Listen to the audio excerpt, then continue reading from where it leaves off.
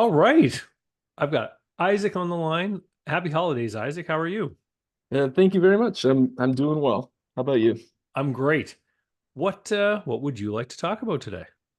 Well, I'd like to talk about a potential deal to buy a business from my father. Okay. And my hope for the conversation is to give uh, me and my dad something that we can both sit down and listen to Hmm. uh, and kind of bounce some ideas off of you Okay. and see what we might arrive at. And I think there are probably a lot of other people who are maybe in the same boat as I am, Hmm. who could probably benefit uh, from this conversation. Okay. All right. And so why don't you tell me about the business? Yeah, so my dad has been a contractor in the home improvement space for going on 14 years in his business. He primarily specializes in windows, Okay. um, but also some other residential exterior improvements, uh, Siding and that sort of siding thing. and doors, sunrooms, patio covers, things like that. Okay. So for as long as he's been in that business, he's been operating the business by himself, Hmm. solo. I think he's occasionally had a secretary working for him to help with administrative tasks, but that's been kind of uh, few and far between as far as secretaries working for him. And what about on site?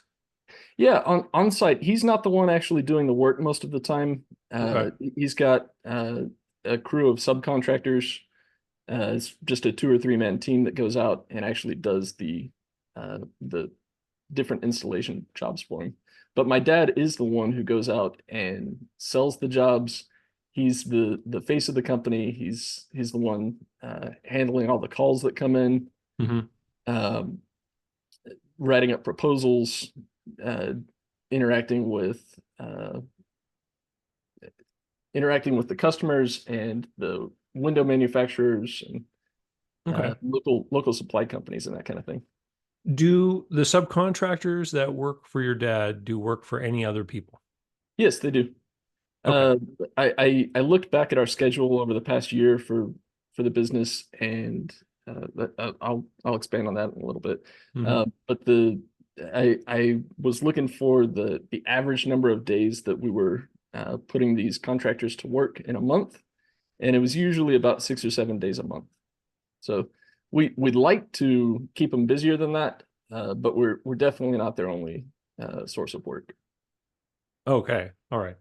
And so then how big is this business? What have the sales and earnings been like? So revenue for the last few years has usually been around 600 to 800,000. Hmm. That's gross revenue. And then the SDE has usually come in somewhere between maybe 150 to 250,000. Hmm. So it's varied a little over time, but you know, the COVID shutdown impacted business in a big way. Hmm.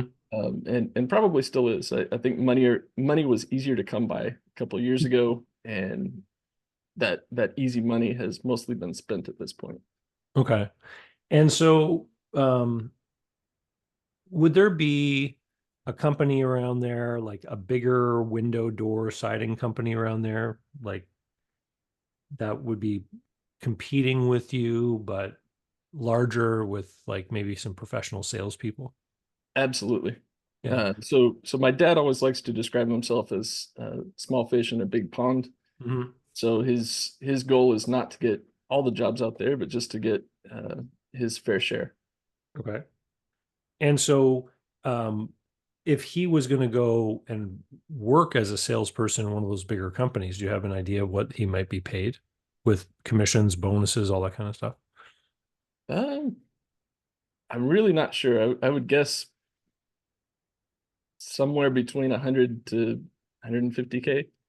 Yeah, that, I mean, that would instinctively be what I would think in most places, right? Right. So, so the SDE and the fair market value of the work that he does every day in the job is almost the same. Yeah, I think that's true. Okay. So let's see. So I mentioned earlier that that we have been working the business, and that means Hmm. that this past year he brought me on to work with him uh, to learn the ropes from him in hopes that I would eventually buy the business when he's ready to retire. Okay. Uh, and so I have been working with him for almost an entire year now. Hmm. Um, and I've learned a lot from him. This is uh, my first time being in a sales role, Hmm. selling services. I've usually been in the business of selling ideas, but Hmm. this is my first time actually interacting with clients to sell services. And I've picked up on that pretty well. I think that I have developed the skills to be able to do that in a way that I'd be able to run this business profitably Hmm. in the future. And so my dad recently told me that he's planning to retire uh, this coming June. So that's really only about 6 or 7 months away from when we're having this conversation. So Right. we're working with very limited time at this point. Um, and yeah, that's why I'm coming to you for some guidance. Okay. So you've been working with them for about a year. Can you tell me how do people end up talking to you? How do the homeowners end up getting your number or emailing? What is the customer journey? Yeah, for the most part, people search for window replacement, and they come across different companies, a lot of our competitors, um, and they start looking into online reviews. So Hmm. they're looking at sites like Yelp. They're probably checking out social media, uh, different company websites, and seeing what's out there.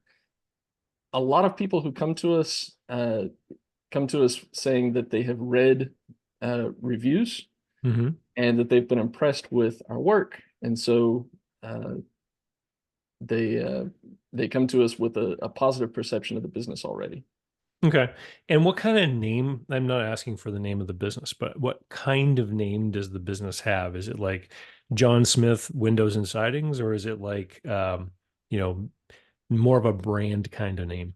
It's a brand name, but because everybody who's worked with the business in the past has worked directly with my dad, Hmm. uh, most of our reviews online tend to identify my dad by name rather than the business. Right. So it's under the business listing, but they had a personal relationship with my father. Yeah.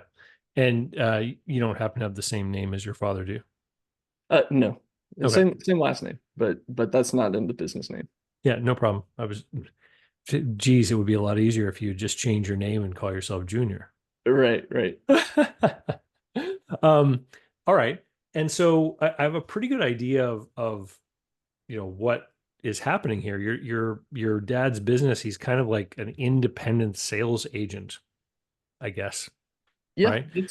that's correct. He also is the one who prior to me coming on was meeting the truck drivers at the storage unit to unload windows Hmm. and that kind of thing. So he's worn a lot of different hats. I think the only things that my dad hasn't done is he's got an external accountant and he's not the one installing the replacement windows and doors. Okay. Okay. He does do work in the field here and there if there's ever a warranty issue or if some part needs replacement. He's typically the one who's going out and doing that work. So Okay. yeah, So this business, the size of this business would fall into the category that I would call owning a job, yeah, right? And I don't think anyone would be surprised to hear me say that, right? correct. Okay. So then when you think about the value of what you would obtain from your dad if you were to take this over, um, you know, if we were to apply, like if we if we looked online, we found out that small home renovation businesses were selling for 1.6 times STE, that would say that this thing would have a value maybe of three or $400,000. And I think instinctively we would realize that that just doesn't make sense. Right. Yeah. Yeah, it's way too much money. And so, what benefit really do you get by taking this over? You mentioned the reviews, right? So there's a certain track record. Um, there are people out there that have this phone number, right? So there's a certain value to this that gives you a head start versus starting from scratch, right? That's exactly it. Yeah. So I've thought a lot about this, about what I would actually be buying, what I would actually want to buy.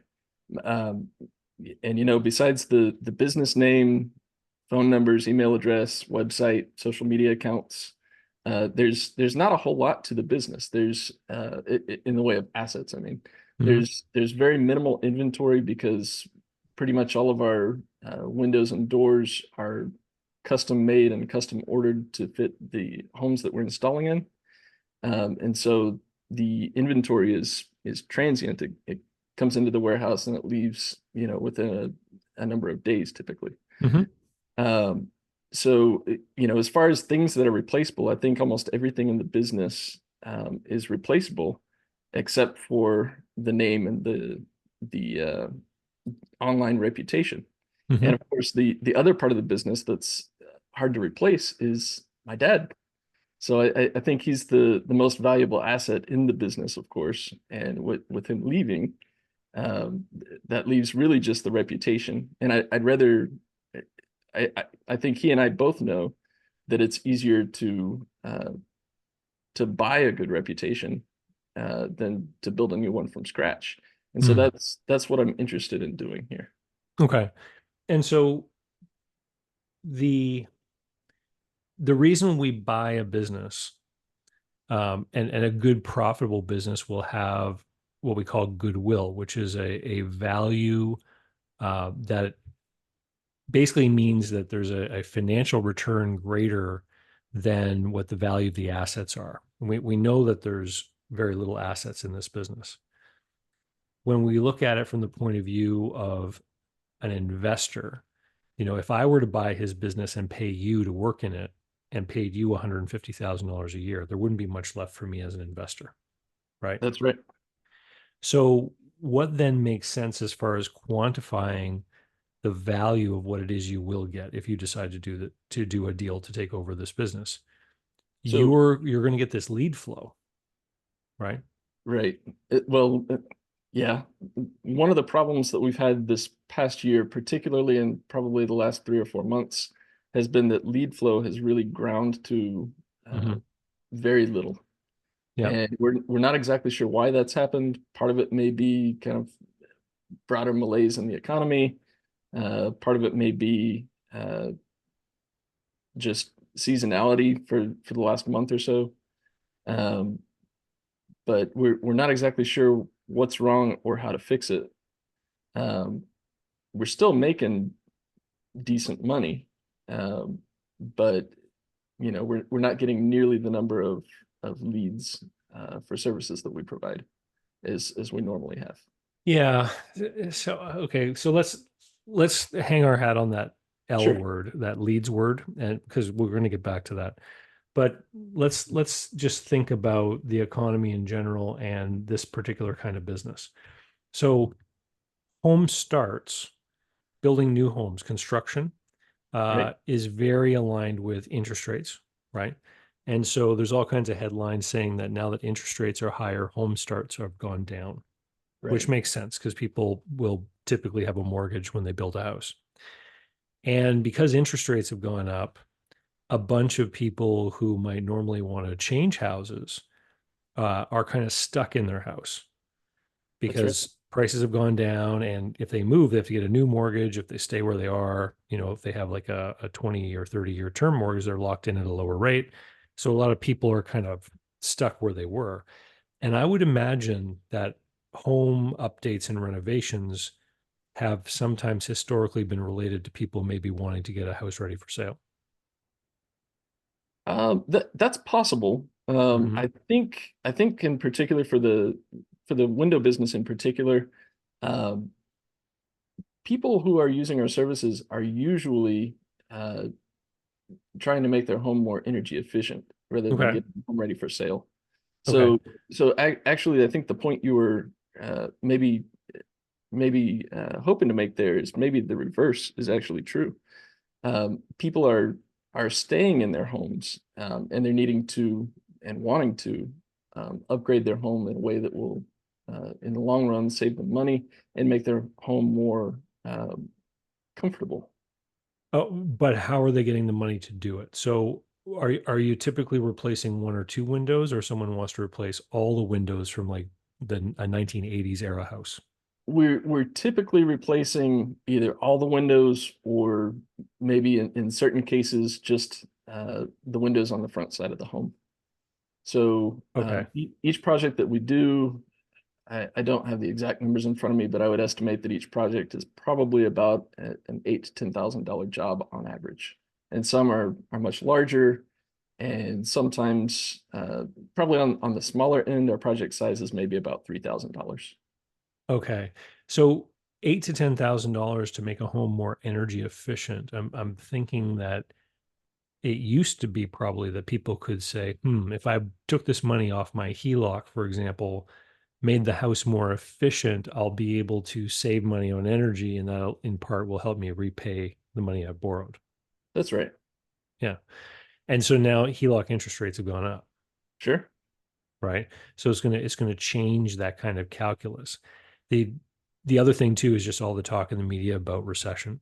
People become more concerned, uh, less willing to maybe take on a debt for any reason, maybe if they have any kind of fear about the outcome of their employment or what have you. Like I think long term, like if interest rates stay where they are today forever, okay, people will get used to it.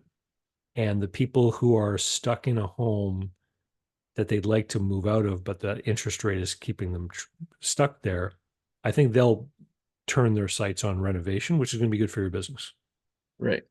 But short term, there could be some of this discomfort that Yes. is leading to less interest. Um, I mean, historically, would people be looking at this at Christmas time, or would they be distracted by Christmas? I guess the onset of winter brings people out to do efficiency improvements too. That's true. I think historically business has been slower around December, January, February.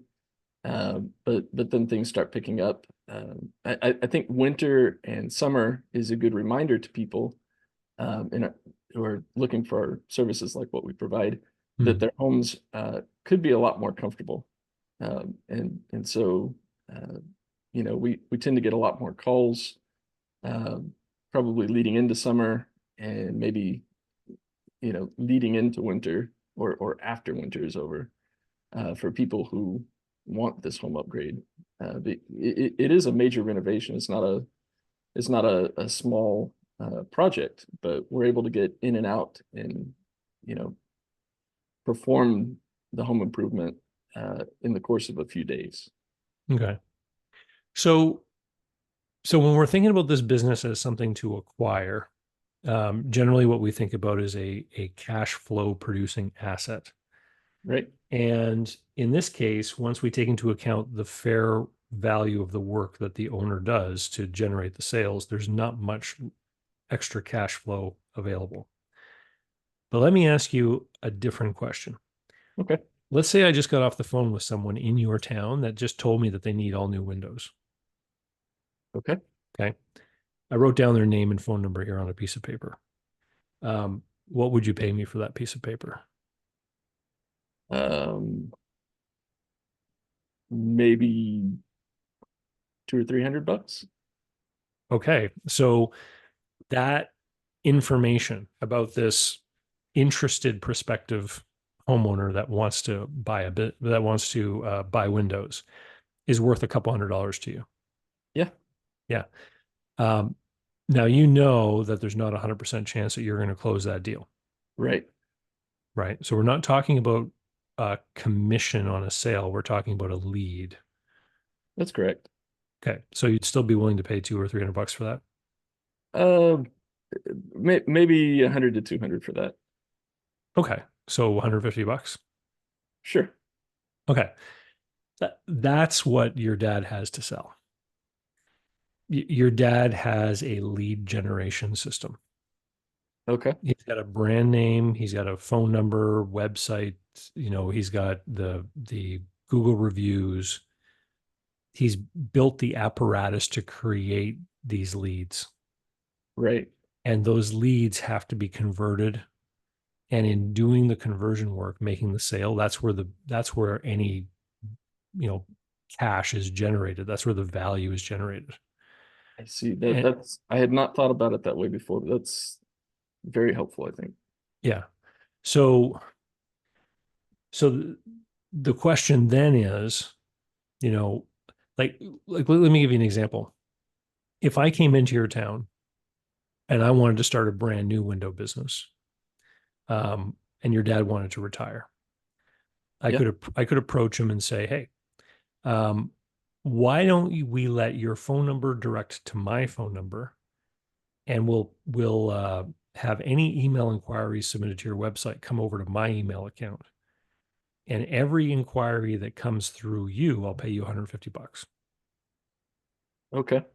Right Yeah. now your dad's gone away to retire, and I'm now doing my own advertising and marketing. Over the course of time, the volume of inquiries through his channel is going to decline, while my own efforts, doing advertisements, radio, TV, knocking on doors, is going to grow Right. because I'm active in the market and your dad's gone. Yeah. Right. Makes sense. So what he's built, this lead generation system, if you take it over, um, what he's built is going to it's going to age out, but you're not going to be able to measure that because you're going to keep using his phone number and the website and everything. Right. Right. So this is the part you have to figure out, is what period of time makes sense. So, you know, would his absence for the next 2 years, if he just left over 2 years, would the system stop working without him actively working it, for example? Absolutely. Right.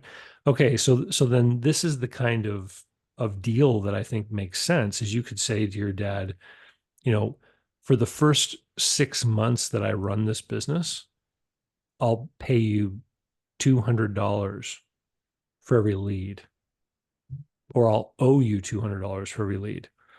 And then for the next year after that, I'll owe you $100 for every lead. And for the year after that, I'll owe you $50 for every lead. So that's a 2.5 year period. Now, I think there can also be a difference between owing him for the leads and the rate at which you pay him. Can you expand on that? Sure. So in the springtime, you might get a whole whack of leads, and Okay. you might fill up your order book going over 3 or 4 months. And so it's going to take you quite a while to convert all those leads into sales. So you might come to an arrangement with him where the number of leads creates the price of the business, but your payment to him is a certain amount, like $1,000 a month or $1,500 a month or $2,000 a month. And you just keep accounting against these two amounts. Okay. I see. Yeah, that sounds interesting. Right. Let's see. One other thing that may be of interest is that we install high quality products that are built to last. Mm-hmm. And I don't mean last a few years, but I mean last decades. Yeah. Um, and so the projects that we do are typically one and done. So most of our clientele is going to be a one-time sale. Every Mm-hmm. once in a while, we get somebody who moves homes and wants us to do the windows in their new home as well. Mm-hmm. Um, and yeah, so that gives you kind of an idea of the business that we're in. The Yeah, I was talking with a guy on the phone the other day that we were having a discussion. We were comparing a carpet laying contracting business versus an HVAC business. Right. And, you know, if you have a home with air conditioning, then maybe you've got an HVAC person that comes every year to do like a service package. Right.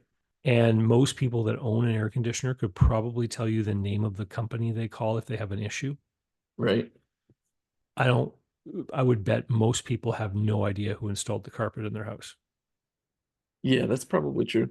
right? Because the carpet person is more like what you're doing. Like, you know, you do the project, you do it right, and then you're gone, Yeah. right? And so you don't have that ongoing relationship. Um, you know, businesses that have that ongoing relationship, this kind of thing is a lot easier because you can look at the actual client list. Like an accounting firm, for example, that's going to change hands, you can actually make a deal related to the number of clients on the customer list because those people come back every year to have their taxes done or what have you. Sure. And Well, so in this scenario, the reputation of the company is out there. You know, if people ask their neighbors, who can I get for window installation? Or if they look at Google reviews or whatnot, they're going to come across this name. And so there is a value to it. But I think that the value really is represented in those leads yeah, versus any kind of certainty that there's a cash flow that you're going to get by being the new owner. sure. Yeah, that makes a lot of sense. I do think that my dad has left a really big opportunity. He's neglected a big opportunity, and that's that he has hundreds of people who he's done work for that are Mhm. really happy with his work. But he for up until earlier this year, he wasn't um, consistent at all about asking for reviews. And Mm. I think that this year, the slowed down lead flow of his business has really made him cognizant of the value of getting more and more reviews on Google and Facebook and things like that. Um, he has this big client list from all these years that he's been in the business, and is there some way that maybe I could consider incentivizing him to, collect more reviews from these old clients from years ago, or is that maybe not so valuable? Oh, I think it's highly valuable. Um, I think that these review websites like Google and Yelp are um, like manifestations of goodwill for business. Right. You know, it makes it tangible. I also think that there's a certain time frame that has to be exploited to ask a customer to do that for you. And I think that the most motivated customers that are going to leave the best reviews are going to be ones that are just happy because they remembered a few days ago how bad it looked before the job was done, right? Sure. And so I think that, you know, should you incentivize him for it? I think he should be incentivized to do it so Okay. that Because we're the considering the business as business. a lead flow generator. Well, but just so that what he's trying to sell or give to you is going to have more value. Um, I know a guy that owns a plumbing company, and the bonuses for the plumbers don't have anything to do with revenue. It's literally the plumbers that get over a certain number of new Google reviews mentioning their names get bonuses. Ah, okay. And so the plumbers and the team are competing with each other to try to convince the customers to leave them positive Google reviews that say, I really like ABC Plumbing. Todd was fantastic when he stopped by. Nice. Right. And so what ends up happening is you end up with these Google reviews that are mentioning all these different technicians. And so the customers see that there's a whole team of qualified, great people that work at that company. But if that plumbing company owner ever wants to sell in the future, it's like seriously, it's evidence of the fact that no, the goodwill does not reside in the owner, Right. right? That It's that the makes sense. brand, it's the team, it's the people. Yeah. And Okay. so it's, I was even at a jewelry store with one of my kids, and they've got QR codes on the counter that you can scan to leave a review for the store. Like, they want people to do that in the moment that they're, making this purchase of whatever it is. I imagine, people buying engagement rings or something like that, right? I mean, they're all excited by the chemicals in the brain. They're thinking about their marriage and happiness and all that kind of stuff. It's the perfect time to ask someone for a review. Okay. Yeah, that makes a lot of sense. Let's see. So once my dad retires and I kind of step into his shoes, Mm-hmm. doing all the jobs that he's been doing himself, um, I'm going to need to find more help, and that might only be part-time help, um, for taking care of um, less complicated tasks like accepting deliveries at the warehouse, Mm-hmm. running errands to pick up stuff from the hardware store. I see the way that my dad has run the business, and I see a lot of room for improvement. And I'm kind of scratching my head sometimes about why he hasn't done things to expand his business beyond himself. But that's it's kind of too late for that now, I think. Well, your dad has what people have always referred to as a lifestyle business. But if you think about meeting a truck to unload windows at a storage unit and running to the hardware store for screws, you question the term, Yeah, right? Like, what sure. kind of lifestyle is it? I was recently reading a book where somebody pointed out the term lifestyle business actually indicates more of a control and comfort aspect. So the control aspect, feeds well into the mindset of people who are a bit perfectionists, right? So they've got no employees, they do everything themselves so they can be as perfectionist as they want. It's number one. But number two, it's comfortable because they don't have that overhead burden hanging over their heads where they know they're responsible for another person's income. That that makes a whole lot of sense to me. Right. Uh, that actually leads to one of the other things I wanted to talk about here. Hmm.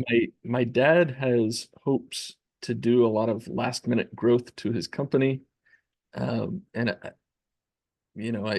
I don't know if the point of it is to give it kind of one last hurrah, to make his money before he leaves, or if he thinks that that's going to move the needle a lot on I guess the valuation of the business for the purpose of me buying it. But one of the things that he hopes to do before he leaves is that we can grow the lead flow to a point that it would necessitate hiring an additional salesperson. And my interpretation of that, first of all, is that it's not really in touch with reality. Um, and maybe more importantly than whether it's realistic or not. Um, I think that all that would do is make my um, it might jeopardize that person's job if somebody's going to be, you know, buying the business or taking over the lead flow from the business, in the very near future. It So seems like it just increases the risk, in other words. there was this great article, or maybe it was a podcast I was listening to. It might have been a book. I can't remember exactly where it was, but it was this entrepreneur who had had several business startups um, and had sold a business. And it was his insights into what he felt about the process of selling a business. And as an entrepreneur, he always thought that fast growing, highly profitable, year over year improvements in the business were great, right? As a business owner. Right? And from the point of view of the entrepreneur that owns the business, they are, because who doesn't want to earn more profits and more money and grow quickly, right? But he ended up putting his business up for sale, And then he ran into the problem that if he had a lot of growth in his most recent year, buyers weren't excited by that growth. Their first question was, is this sustainable at this level, or is it some kind of blip or errant, result for this year? Right. Of Everyone wanted to scrutinize the growth and understand it inside and out, right? course. Which makes sense. And so what this entrepreneur finally said is, he said, what business buyers really want is they don't want a highly fast growing, increasingly profitable business. That's not what they want. What they want is a business that grows 3 to 5% a year, with top and bottom line being perfectly lockstep in line, with steady, predictable behaviors. That's the kind of business people want to buy. Right. And it's totally true. Totally true. Yeah. People who are buying a business are doing so because they are risk averse. Otherwise, they would start one. And they want as much as possible to have the surest thing they can get their hands on. And so Right. when your dad says, let's grow the lead flow to hire another salesperson, the next thing out of my mouth would be, and then you need to operate at that level consistently for 2 years to demonstrate this is the new normal. Right. That's how I've explained it to him, that, I'm not, I can't pay for the future. I can pay for what the business has been recently. Exactly. And so that's, yeah, I've explained it to him exactly as you just did, I think. Yeah. I mean, realistically, for this business to really be a marketable, sellable, growing concern, you would want to be at the point where you could have greater control over the front and the back end. So that would probably mean that instead of sales of 600 to $800,000 a year, you might want to be like 1.8 to 2.5, with a Right. couple of salespeople and your own full-time crew, Right. so that you control the labor delivery and schedule and quality and consistency, and you have a team of salespeople out there all the time creating the lead flow. So not only are you answering phone calls and accepting emails, but there's people out there walking door to door looking for those 1970s and 1980 windows, Right. right? Like creating the demand.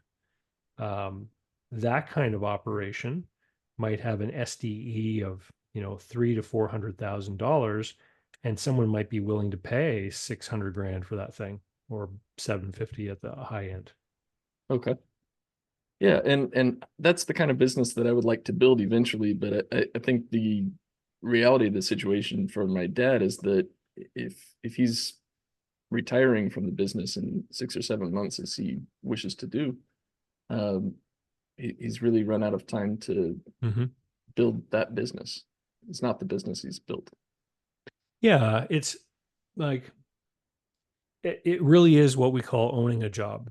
And so, you know, if you think about like a plumber who's got one van and a bunch of tools and works every day and earns as much money as they would working for the big regional plumbing company, let's say, when that person wants to retire, there might be another plumber that wants to take that over because they want to be their own boss, control their own hours, all the things, right? But Right. but what is somebody going to pay for that? Well, they're going to buy the van and the tools, Sure. right? And usually in those types of deals, there's some back and forth negotiation where someone agrees to pay an extra 10, 15, 20 grand, 25 grand because of the known, name. Okay. And that's the mirror with your situation. Yeah, that makes sense. Yeah.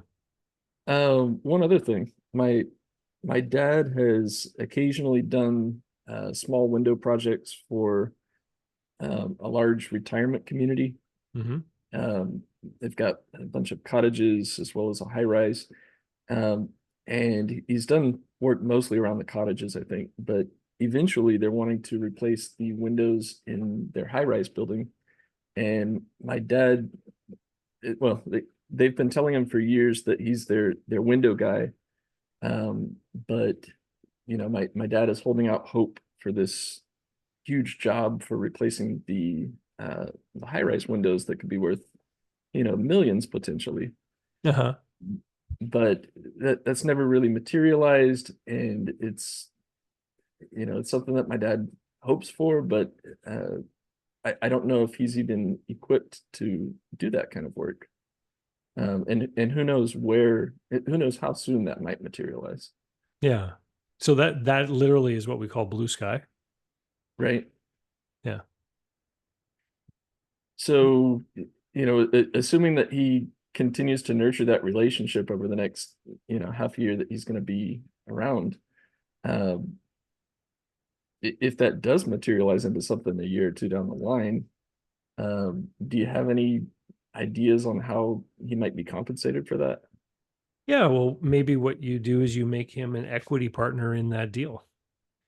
So Okay. so part of your deal to buy his business is simply that um, he gets a percentage of the earnings from that high rise window deal should it ever materialize. Okay. Because I mean, you can't. It's not worth any money today. Right. If it's a millions and millions of dollars and it involves working at heights and all these other things that you know well, I mean, spending a few hundred or a few $1,000s to replace a few windows on some cabins, like the the size of that purchase does not create much of a return for implementing a laborious purchasing process, right? I mean, does it make sense for somebody to spend weeks and weeks getting quotes and everything, talking to different contractors because they might save 10% on that job? Right. The person's time is worth more than the savings potentially could be on a small job. But when you Right. go to the high rise and you're talking about millions of dollars, the economics of the purchasing process change. Yeah. And so now all of a sudden it's like, well, wait a minute, maybe we should get sealed tenders. Maybe we should get every window company in town to create a bid for us. Because if we're talking about, $3 million project and we can save 7%, like that's hundreds of thousands of dollars, right? Right. That it changes everything. And so that's that's what I would be concerned about is Okay. that the value of the relationship, no matter how great the relationship is, there's someone within that organization when the time comes to do this acquisition that's going to say, hey, that we have to do this properly so that we get the best value we can. Yeah, that makes sense. But certainly put in a bid, right? But like honestly, my fear about that would would be that you win. And here's what I mean by that is that you look at it and because of your inexperience with high rise projects, you think you know what your costs are going to be. You submit a bid and find out you're the lowest bidder, Right. and then later you get to learn why. Right. Yeah. like like maybe there's all kinds of other costs you didn't properly consider, and then all of a sudden, like those are the kinds of jobs that sink companies. Okay. Yeah. Yeah, I think that coupled with the fact that we've got, one crew of subs right now, um, it would definitely keep them busy. It would definitely keep everyone busy, but um, I'm not sure we'd be able to scale up to that. Um, it would be a challenge, and yeah, you're right. I think that there are risks to that, unknown risks. The So, the thing with business is to understand who your ideal client is and you know really just be great at that. And so it sounds like your business is the business is well suited to dealing directly with homeowners who are going to take into account all kinds of things when it comes to do a project like replacing windows or putting siding on. So they're going to value things like your communication with them. They're going to value you showing up when you say you're going to show up. They're going to value, people who clean up the site every day. If right. it's a multi-day project to make it look tidy and clean and be safe, right? And so you can be a real expert at delivering what your kind of client wants every time. And the person who's just trying to get the lowest price, you know that you don't want that customer, right? Right. So you do as good as a job as you can for your ideal customer, and you own that space. And Okay. you make your marketing and your efforts and everything just address that one kind of customer. If you happen to get other jobs, that's great, but be focused, right? Be trying to stretch yourself in all these different ways to try to appeal to everyone and do everything for everybody, you end up dropping the ball on stuff. Sure. Yeah, home windows has been the bread and butter of my dad's business for since it started. So it's yeah, I don't want to stretch too far beyond that unless and until I'm ready. Yeah. Um, but I mean, as far as growing this, your dad is in this place where he's got enough business to create a good income for himself. But Right. in order to get up to the next level, you have to, if you think of a staircase, every time you hire a person, it's like a step on the staircase. You have to actually invest in that person, and then you need to grow the business to be able to afford to pay them. Right. And so, some of the ways that people deal with that, well, if you can get a part-time person, but it's hard to get good part-time people, right? Because people typically want full-time jobs, Right. right? And so, if you need someone to be a gopher or somebody to help unload trucks, well, maybe that's a like a college student or something, Yep. a person who can work 3 mornings a week or something like that. Like it's hard to find the right solutions, but sometimes you can. And then you grow to the point where then you need a full-time helper person. That's Right. actually easier to hire. Um, yeah. And then Yeah. maybe you add a commission salesperson, Right. right? One of the things I know from working with my dad this past year is that he's had me doing some of that gopher work, unloading trucks, doing data entry for old client information. Um, I've implemented some systems for tracking project status, and uh, CRM type work Mm-hmm. that was never in place because it's always been a one person business where there was no coordination required because it was just my dad before I came on. Yeah. So I've added costs to the business this past year, and I hope I've reduced my dad's workload sufficiently, but I don't know that I've necessarily been, uh, I don't, I think my dad could have paid someone else less money to do some of the more menial things that I was doing because that's been a lot of my work this past year. Besides shadowing him and learning the business, I think he could have gotten away paying someone less than he paid me. Um, so yeah, I hear you on the part-time versus full-time kind of thing. Hmm. Uh, It, and yeah, the, I don't think my dad or I have been comfortable this past year um, because I've been a bigger cost to him, even though I've helped bring in some more work and get more done with less weight on my dad's shoulders. yeah. This is I mean, this is the tough spot, right?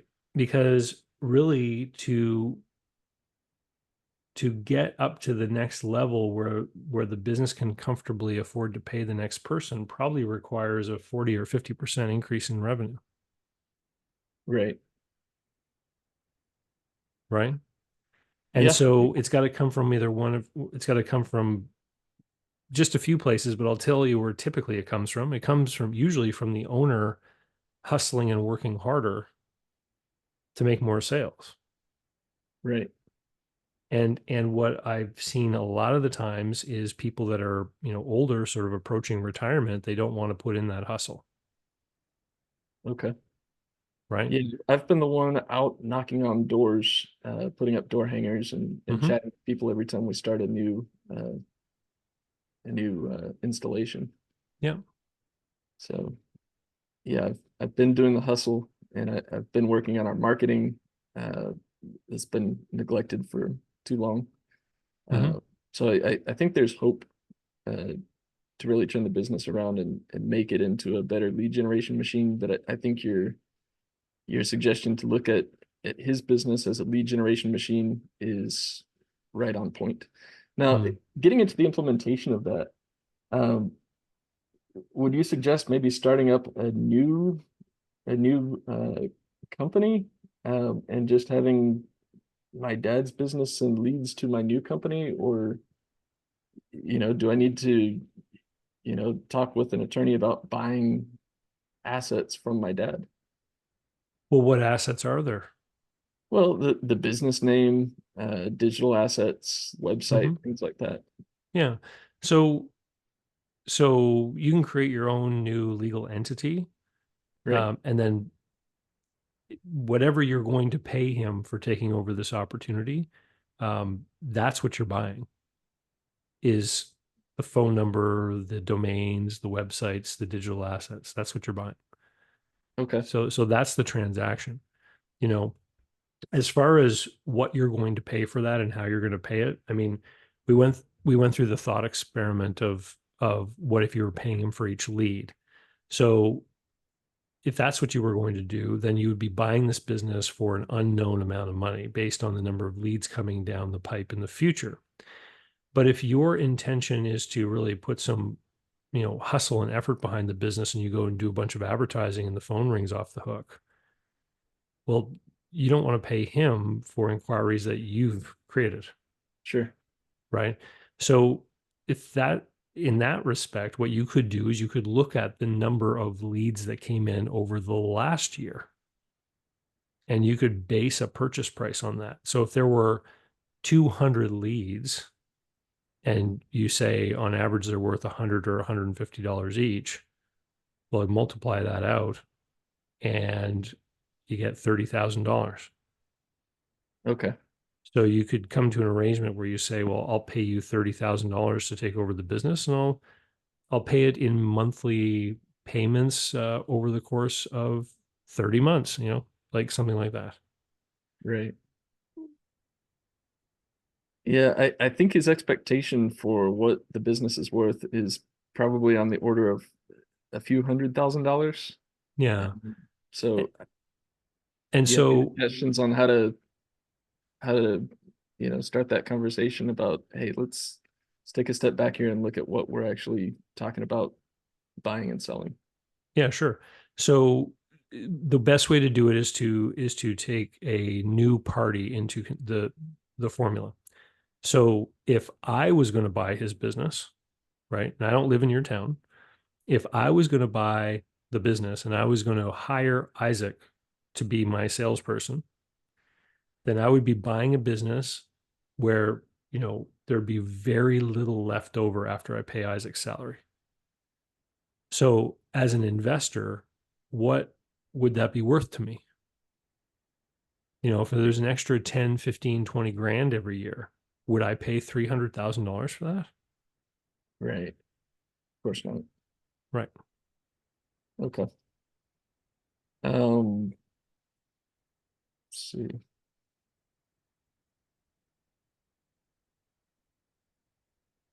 I think this has helped a lot. Yeah. Do you run into situations like this where business founders believe they've built a gold mine, and then they get to, that where they're nearing retirement and find out that it's different than they had in mind? Well, there's a stat that says 80% of businesses put up for sale on some of the big online websites never sell. And I meet a lot of buyers who are looking at businesses, and a lot of the times the asking price could be 2 times or more the real value of the business. Okay. And so it's very, very, very common. You see, from your dad's point of view, he owns a business that puts a good income into his pocket, Right. right? And so he's not thinking about it. Like he doesn't stop and say, well, what if I had this big loan? Because you see, the business a buyer gets is different than the business that the seller delivers, Yeah, if they're, you know, operating the business, yeah. right? And like I said, this is what we would call owning a job. Okay. So why would I pay now? There is a market for jobs, and typically the people who buy jobs are people who have some kind of barrier to employment. Okay. Right. So if you wanted to, Isaac, could you get a job someplace? I have a very strong BATNA. So yeah, I could. Right. And so this is why you see so many newcomers to the country that are buying businesses like corner stores, dry cleaners, laundromats, that kind of thing. Right. Because because even though the business may be quite marginal and they're not getting more than owning a job, their prospects in the labor market are quite poor from something as basic as a language barrier, right? And Sure. so, people will remark to me like, how come all the corner stores seem to be owned by newcomers? Well, it's because they're willing to pay more for that than someone who has options in the job market, Right. right? And so the baton of the buyer is important. In this scenario, you know, if someone was a great window salesperson and they know they're a great window salesperson, would it make sense to pay $300,000 for this business or just go start a new one? Yeah. I could easily go start a new one or do something else. Yeah, It's really just the reputation that I'm hoping to buy. So right. But a really great window salesperson that knows the reputation of this business might pay 20, 30 grand for it, because there is an advantage. yeah, absolutely. Yeah, this is a great call, Isaac. I think a lot of people are going to get something valuable out of this. I hope so. Thank you for your help. You've been you've given me a lot to think about that I hadn't considered before. So Awesome. Well, that's what we're here for. Thanks and have a happy holiday season. Okay. all right, Merry Christmas. All right. Bye-bye.